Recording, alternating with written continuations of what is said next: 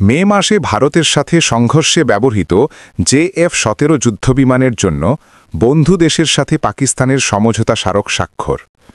পাকিস্তান সেনাবাহিনী ঘোষণা করেছে যে তারা তাদের JF-17 যুদ্ধবিমান কেনার জন্য একটি বন্ধু দেশের সাথে একটি সমঝোতা স্মারক স্বাক্ষর করেছে, যা মে মাসে 4 দিনের সংঘর্ষের সময় রাফায়েল সহ ভারতীয় যুদ্ধবিমান ভূপাতিত করতে ব্যবহৃত হয়েছিল। ক্রেতার নাম প্রকাশ না করেই সেনাবাহিনীর মিডিয়া উইং বৃহস্পতিবার এক বিবৃতিতে বলেছে যে JF-17 থান্ডার ক্রয়ের জন্য একটি বন্ধুত্বপূর্ণ দেশের সাথে সমঝোতা স্মারক স্বাক্ষরিত হয়েছে, যা পাকিস্তানের সম্প্রসারিত প্রতিরক্ষা ও শিল্প অংশীদারিত্বের আরেকটি গুরুত্বপূর্ণ মাইলফলক। তাইওয়ান নিয়ে জাপানের সাথে বিরোধ জাতিসংঘে তুলল চীন আত্মরক্ষার অঙ্গীকার। জাপানের সাথে তাদের ক্রমবর্ধমান বিরোধ জাতিসংঘে নিয়ে গেছে চীন। তারা টোকিওকে তাইওয়ানের ওপর অস্ত্র হস্তক্ষেপের হুমকি দেওয়ার অভিযোগ করেছে এবং 2 সপ্তাহ ধরে চলা এই বিরোধে সবচেয়ে জোরালো ভাষায় আত্মরক্ষার অঙ্গীকার করেছে।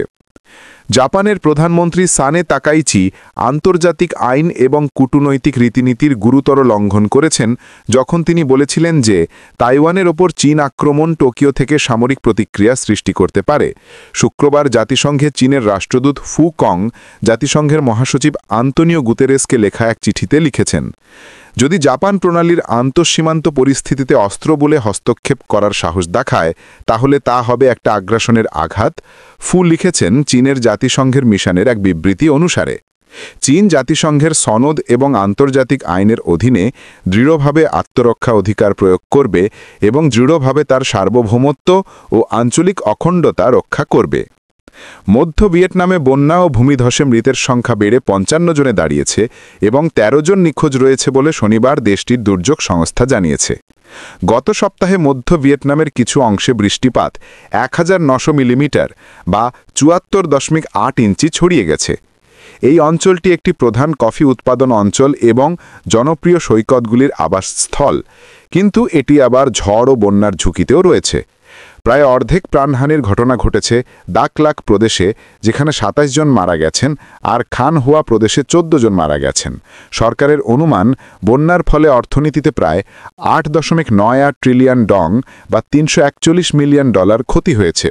ভিয়েতনামের দুর্যোগ সংস্থা জানিয়েছে 2,35,000-এরও বেশি ঘরবাড়ি প্লাবিত হয়েছে এবং প্রায় 80,000 হেক্টর ফসল ক্ষতিগ্রস্ত হয়েছে। সুদানে অস্ত্র সরবরাহ বন্ধ করতে G20-এর প্রতি গুতেরেসের আহ্বান। জাতিসংঘের মহাসচিব অ্যান্টোনিও গুতেরেস সুদানে হত্যাকাণ্ড বন্ধে সাহায্য করার জন্য G20 দেশগুলির প্রতি আহ্বান জানিয়েছেন। অবিলম্বে যুদ্ধবিরতি, অবাধ মানবিক সহায়তা প্রদান এবং দেশে অস্ত্র এবং বিদেশি যোদ্ধাদের প্রবাহ বন্ধ করার আহ্বান জানিয়েছেন। আমাদের সুদানে শান্তি দরকার, তিনি শুক্রবার দক্ষিণ আফ্রিকার জোহানেসবার্গে এক সংবাদ সম্মেলনে বলেন। তাৎক্ষণিকভাবে শত্রুতা বন্ধ করার, মানবিক সাহায্যে নিরাপদ, নিরবিচ্ছিন্ন এবং দ্রুত সরবরাহ এবং বহিরাগত পক্ষের দ্বারা সুদানে অস্ত্র ও যোদ্ধাদের প্রবাহ বন্ধ করার আহ্বান জানান।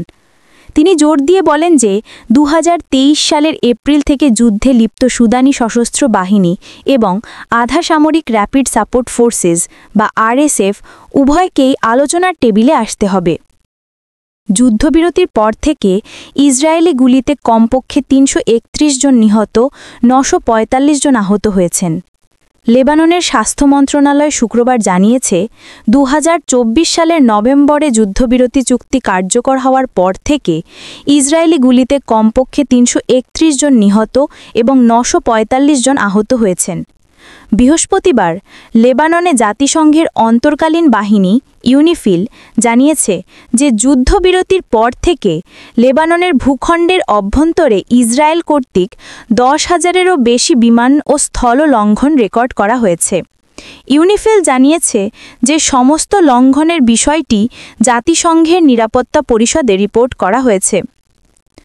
স্থানীয় গণমাধ্যমের খবরে বলা হয়েছে শুক্রবার দক্ষিণ লেবাননে ইসরায়েলি হামলায় আরও একজনের মৃত্যু হয়েছে। দক্ষিণ লেবাননে কয়েক সপ্তাহ ধরে উত্তেজনা বৃদ্ধি পাচ্ছে। ইসরায়েলি সামরিক বাহিনী লেবাননের ভূখণ্ডের অভ্যন্তরে প্রায় প্রতিদিন বিমান হামলা জোরদার করছে।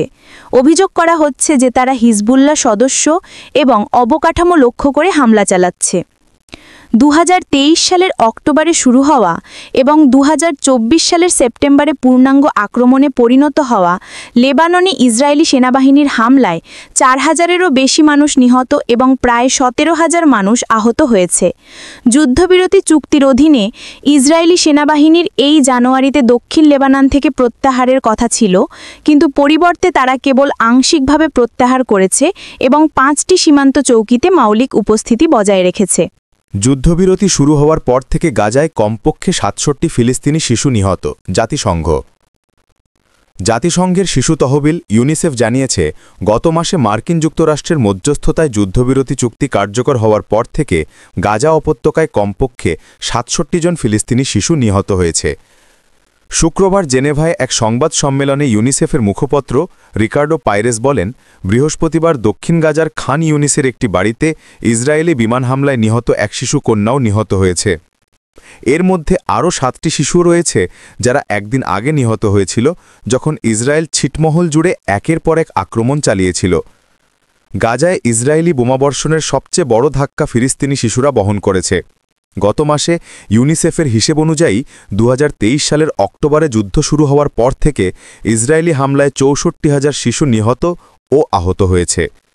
সেভ দ্য চিলড্রেন এই সপ্তাহে জানিয়েছে যে 2024 সালে যুদ্ধের ফলে প্রতি মাসে গড়ে 475 জন ফিলিস্তিনি শিশু জীবনব্যাপী প্রতিবন্ধকতা ভোগ করেছে, যার মধ্যে রয়েছে মস্তিষ্কের আঘাত এবং পোড়া।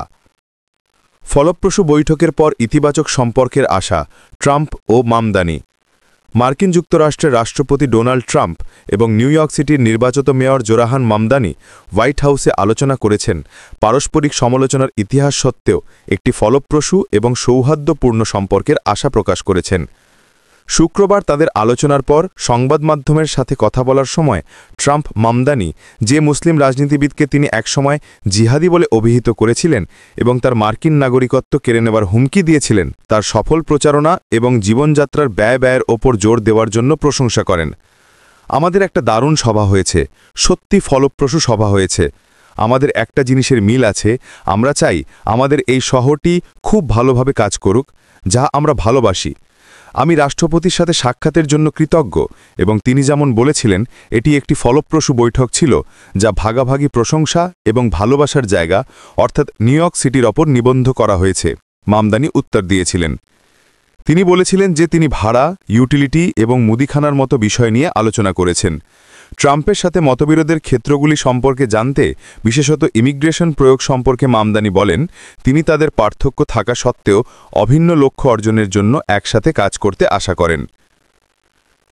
রাশিয়াকে পরাজিত করা বিভ্রান্ত, ট্রাম্প চুক্তিকে স্বাগত জানিয়ে পুতিন বললেন। রাশিয়ার রাষ্ট্রপতি বলেছেন যে মার্কিন নেতৃত্বাধীন পরিকল্পনা চূড়ান্ত শান্তি মীমাংসার ভিত্তি তৈরি করতে পারে। পুতিন বলেছেন যে ইউক্রেন যদি যুদ্ধ শেষ করার মার্কিন পরিকল্পনা গ্রহণ না করে তাহলে তারা অবাস্তব হবে। ঘোষণা করে ইউক্রেন এর বিরুদ্ধে স্পষ্টতই ইউক্রেন এবং তার ইউরোপীয় মিত্ররা এখনও বিভ্রান্তিতে রয়েছে এবং যুদ্ধক্ষেত্রে রাশিয়ার ওপর কৌশলগত পরাজয় ডেকে আনার স্বপ্ন দেখছে।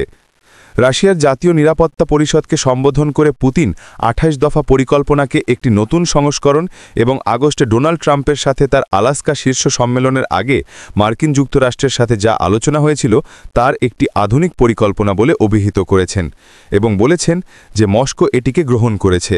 পুতিন বলেছেন যে পরিকল্পনাটি চূড়ান্ত শান্তি মীমাংসার ভিত্তি তৈরি করতে পারে। কমেন্টে লিখে জানান আপনার মতামত, লাইক দিন, শেয়ার করুন আর সাবস্ক্রাইব করে নবকলি স্টুডিওর পাশে থাকুন। সচেতন সমাজের পথে একসাথে হোক পথ চলা। আল্লাহ হাফেজ।